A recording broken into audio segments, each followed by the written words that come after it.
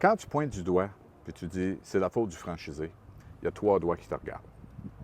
Stéphane, est-ce que tu es en train de me dire que ce serait la faute du leadership? Essentiellement, oui. C'est facile de pointer du doigt. De dire ah, ben là, c'est le franchisé qui ne fait pas son travail.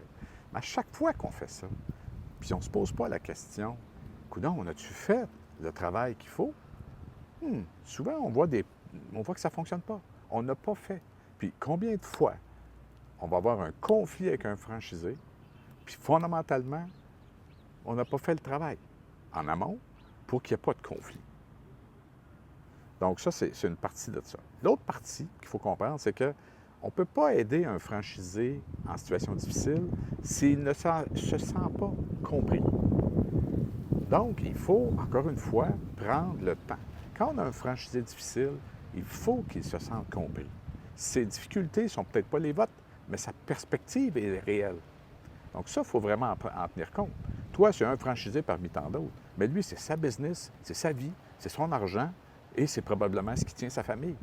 Donc, c'est pas pareil comme perspective. Donc ça, il faut reconnaître ça. Je pense que la troisième chose qu'il faut vraiment enlever dans notre langage, c'est le blâme chez le franchisé. C'est de ta faute. Non. C'est ou c'est la tienne ou c'est la nôtre. C'est pas la faute du franchisé.